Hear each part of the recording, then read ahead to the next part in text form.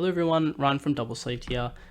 Today we wanted to make a quick video just to go over these online events and I guess just the etiquette in how to play them, how to set up your board and set up for the day, just to get an idea of how you can make things a bit easier for yourself, give you less things to worry about so that you can focus on actually playing, but it makes things easier for your opponent, for the judges, and for anyone commentating on the day as well, or anyone that may need to jump in for whatever reason.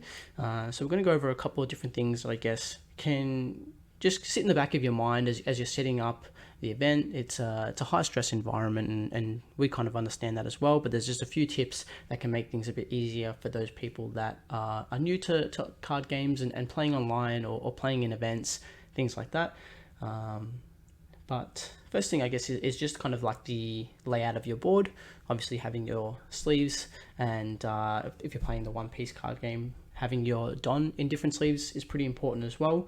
It can just help to separate from your life and be a bit more clear to your opponent about the amount of Don that you have and where they are, so they know what area this is.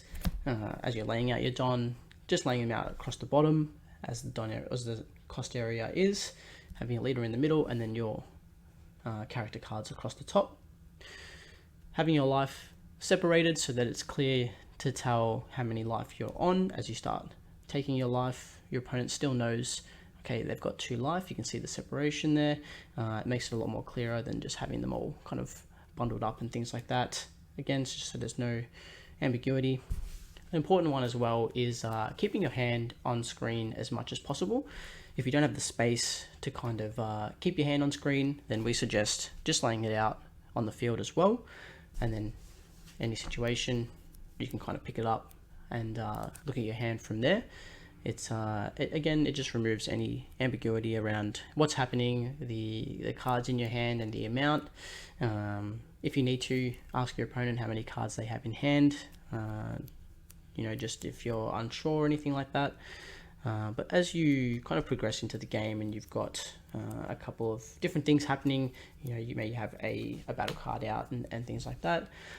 Just try and point as much as possible as well when you're activating effects. So, you play one for the Bonnie and then pay one to do the effect, switch to rest mode, and then you can search the top 5 from there.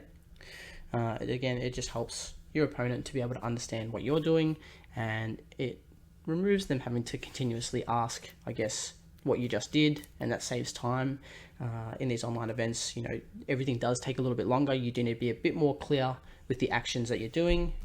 That's why we often switch things to rest mode to indicate that, an action's been done or a cost has been paid, things like that.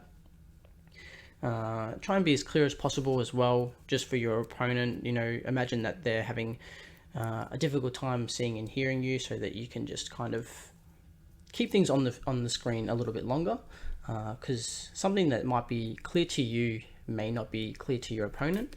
For example, if you're countering with these 2 cards, you might just show them quickly and then place them to the drop area. Your opponent then has to ask, oh, which ones did you counter with? I don't think that was enough. And then, you have to explain, oh, no, this is 2,000, things like that. Whereas if you can keep them on the screen for a little bit longer, your opponent can recognize the character, recognize that it's 2,000, and then you can place them into the drop area from there. And it just saves that back and forth of, having to quickly pick them up again, show it, explain what's happened. And it saves time in the long run, and it just makes things easier. But more importantly, it just, it keeps your focus on the game, rather than having to go through all these little things. You've got your hand off screen, they have to ask, put it back, how much life you're on, what's in your drop area, and things like that. If you can make it as clear as possible, then it saves time in the long run. But other than that, we do recommend, getting a playmat, getting new sleeves if you're playing in an event, especially in person and things like that. Having the Don in different sleeves, and investing in a good camera is also really important if you see yourself playing in these online events as they come up. Obviously, the quality is important to be able to see the cards and be able to have a clear layout of the entire board. You don't want to have anything bunched up and really close together, and it's difficult to be able to move and do things. So having the space to be able to lay out the cards as you want, it helps as well. Obviously, depending on the the level of, quality that you want to get. There's some different price points that you can jump in at. If you see yourself playing in an online event once every 6 months, then you don't need the best quality camera that's out there. So we are going to have a couple of different price points in the description for you to have a look at, some alternatives that you may see the value in investing if you are going to be playing in these online events. It definitely is worth it. We've been playing online events for the past 2.5 years with Dragon Ball and One Piece now starting up. We do expect online events to be around, just with the accessibility to people all over the country. So they're not going to be going anywhere anytime soon. As well as a camera, it's always good to have some dice available, just to be able to start the game off and decide who's going first and things like that. But that's pretty much it. Just kind of keep things as clear as possible, do things a little bit slower just to be able to show to your opponent the actions that you're doing. Take the time, explain what you're doing, whether that's talking, try to go a bit slower and be as clear as possible to explain the actions that you're doing. We understand that it is a stressful situation to be in, especially as you start getting into those later rounds. But by being as clear as possible and explaining your plays, then it helps your opponent.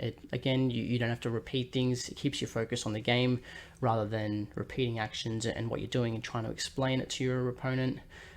But just something to keep in mind. Obviously, if you have anything else that you'd like to see players kind of integrate into these online events, definitely leave it in the comments if there's anything that I've missed. But other than that, check out the description for the webcams and things like that. If you do enjoy the video, if you find it helpful for those new players as well, be sure to leave a like and subscribe to the channel. We do appreciate it. We'll have a lot of One Piece content coming out soon. And if the videos from the limited deck battle in OCE aren't up yet, then be sure to sub to check those out when they come in. And other than that, enjoy playing the online events, enjoy playing the in-person events as they start coming in, and hopefully we get to see you at them.